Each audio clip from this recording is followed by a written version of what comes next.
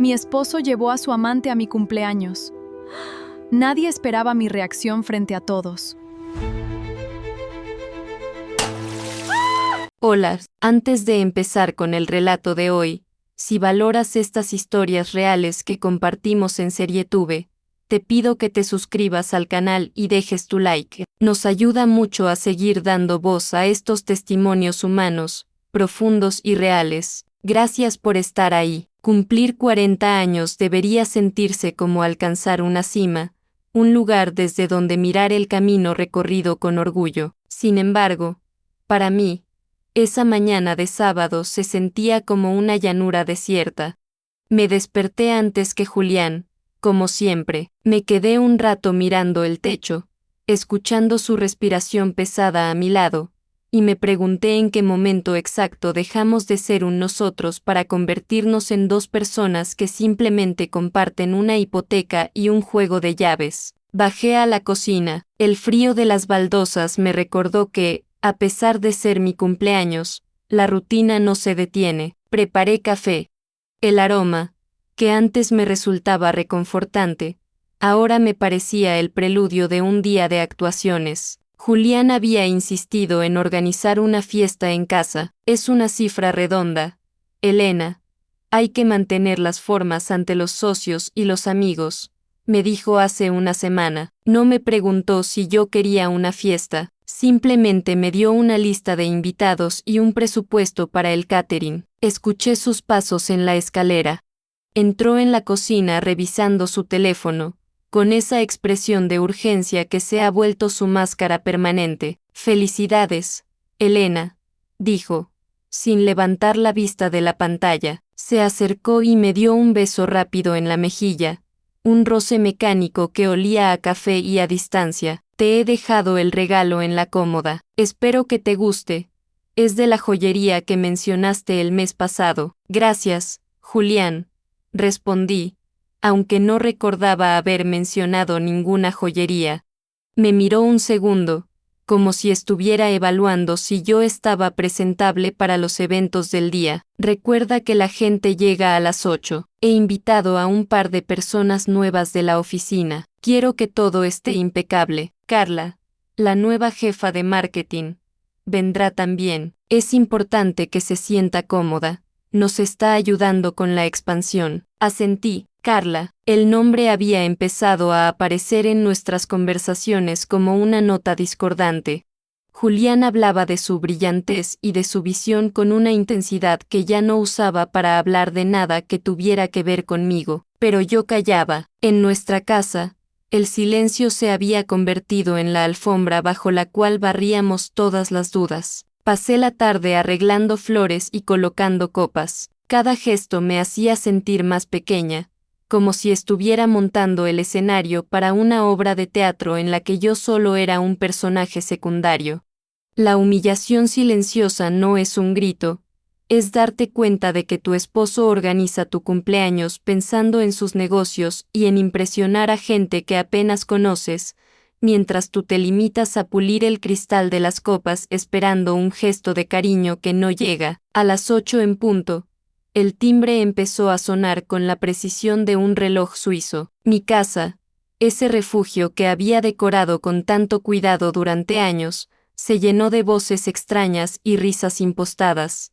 Me puse el vestido que Julián había elegido para mí, un azul oscuro que me hacía sentir sobria y, de algún modo, invisible. Me colgué el collar que me había dejado en la cómoda. Era frío contra mi piel, un recordatorio metálico de que su afecto se podía comprar y envolver en papel de regalo. Pasé la primera hora circulando entre los invitados, sirviendo canapés y aceptando felicitaciones vacías.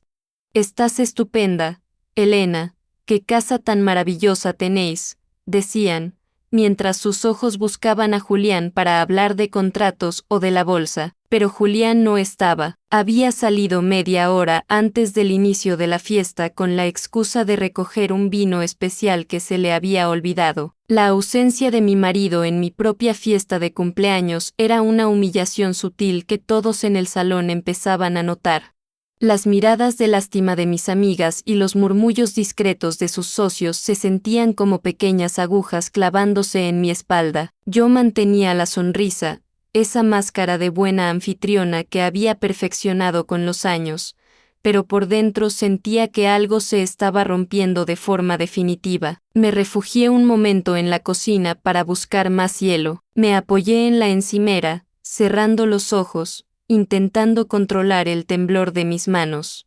Me di cuenta de que conocía mejor el tacto del granito de mi cocina que la mirada de mi esposo. En ese silencio, escuché cómo se abría la puerta principal. Las conversaciones en el salón se detuvieron en seco, seguidas por un murmullo de asombro que se propagó como una mancha de aceite. Salí de la cocina con el cuenco de hielo en las manos. Me quedé helada en el umbral. Julián estaba allí, en el centro del recibidor, pero no venía solo. A su lado, con un vestido rojo que parecía gritar en medio de nuestra decoración minimalista, estaba Carla, y no estaban simplemente caminando juntos. Julián sostenía su mano con una firmeza desafiante, entrelazando sus dedos con una naturalidad que ya no tenía conmigo. El silencio en el salón fue absoluto. Era un silencio denso, pesado, donde solo se escuchaba el tic-tac del reloj de pared y el ruido de mi propio corazón martilleando en mis oídos.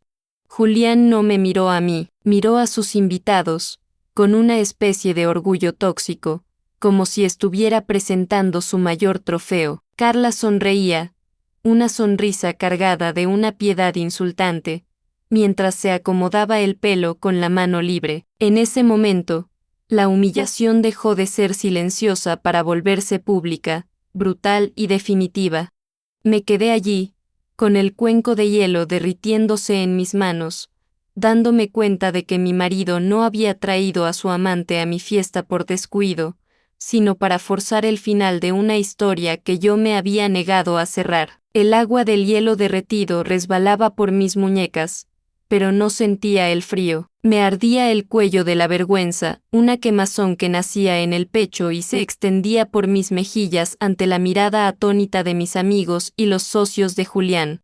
El silencio seguía ahí, vibrando, hasta que él lo rompió con una naturalidad que me dio náuseas. «Siento llegar tarde», dijo Julián, su voz resonando en el salón con una seguridad insultante. Se nos complicó la elección del vino y Carla ha tenido la amabilidad de acompañarme para asegurarse de que todo saliera perfecto. No soltó su mano. Fue un gesto breve, apenas un segundo más de lo necesario, antes de dejarla libre. Carla caminó un paso hacia adelante, con una elegancia depredadora, y me sostuvo la mirada. Sus ojos no pedían perdón, pedían permiso para ocupar mi sitio. «Feliz cumpleaños, Elena», murmuró ella. Su perfume, una fragancia dulce y pesada, invadió mi espacio personal. Me sentí invadida en mi propia piel. Julián me ha hablado tanto de esta casa. Es acogedora. Nadie se movió. Los invitados, gente que yo consideraba cercana, empezaron a mirar sus copas o a estudiar el dibujo de la alfombra. Julián se movió por el salón como si acabara de hacer la entrada más triunfal de su vida. Empezó a servir vino, a bromear con su jefe, a actuar como si traer a su jefa de marketing de la mano a la fiesta de su esposa fuera el comportamiento más normal del mundo. Yo me obligué a dejar el cuenco de hielo sobre la mesa auxiliar. Mis dedos estaban entumecidos.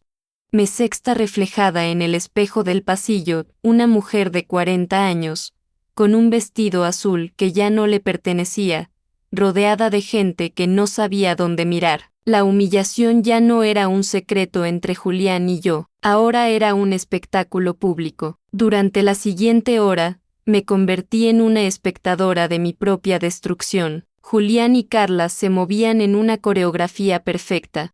Él le acercaba la silla, ella le tocaba el brazo mientras reía de sus chistes. Eran pequeñas caricias, roces que hablaban de una intimidad que yo ya no recordaba. Lo hacían con una sutileza perversa, esa que te permite decir solo estamos trabajando mientras el mundo entero ve que se están amando frente a ti. Me quedé en un rincón, con una copa de vino que no bebía, observándolos. Sentía una calma gélida instalándose en mis huesos. Ya no era tristeza, era una claridad aterradora. Mientras ellos creían que me estaban empequeñeciendo, yo estaba guardando cada gesto, cada mirada, cada humillación silenciosa en un rincón muy profundo de mi memoria. Ellos pensaban que yo era la víctima de su gran revelación, pero lo que no sabían era que Julián acababa de darme el último motivo que me faltaba para dejar de tener miedo. Julián se acercó a mí a mitad de la noche, aprovechando que los invitados estaban distraídos con la música.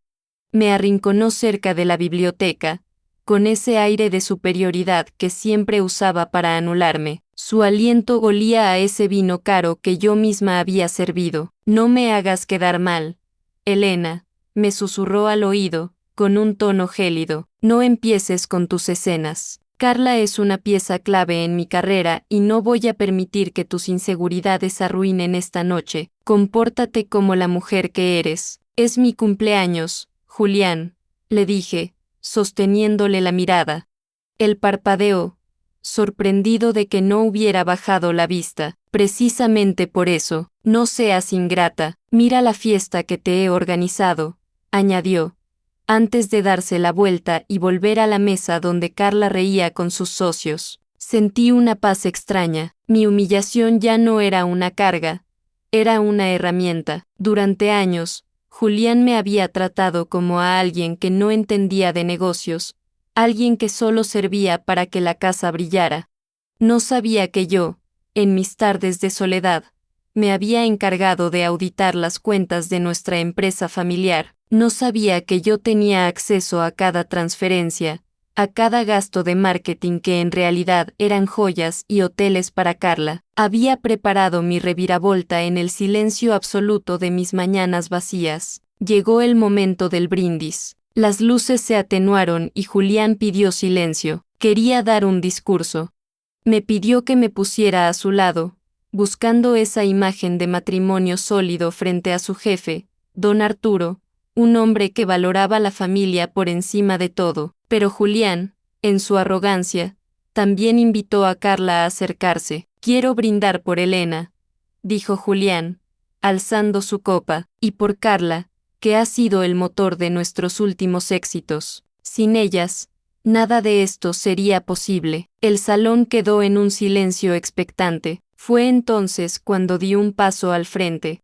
Saqué un sobre del aparador que había preparado esa misma tarde. Yo también tengo un brindis, dije. Mi voz sonó clara, resonando en cada esquina de la sala. Quiero brindar por la verdad, porque a veces, los regalos más valiosos son los que nos abren los ojos. Le tendí el sobre a don Arturo, no a Julián. Le pedí que lo abriera, mencionando que contenía la nueva estrategia de transparencia de la empresa. Vi cómo el rostro de Julián pasaba del triunfo al pánico en un segundo.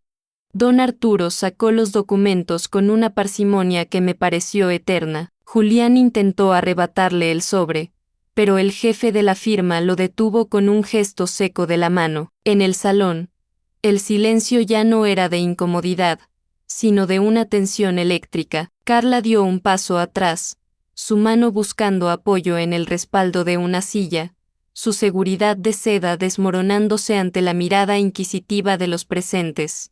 ¿Qué es esto, Julián?, preguntó don Arturo, con una voz que parecía venir desde el fondo de una tumba. El sobre no contenía fotos de la infidelidad. Eso a don Arturo no le importaba tanto como el dinero. Lo que había en esas hojas eran los extractos bancarios de las cuentas que Julián creía haber ocultado. Allí figuraban los desvíos de fondos de la empresa bajo el concepto de asesorías externas a nombre de una sociedad fantasma creada por Carla. Facturas de hoteles de lujo, joyas y viajes, todo pagado con el capital que los socios habían confiado en mi marido. Julián abrió la boca, pero no salió ningún sonido. Se quedó allí, con su traje impecable y su copa de vino en la mano, dándose cuenta de que la humillación que había planeado para mí se había dado la vuelta para devorarlo.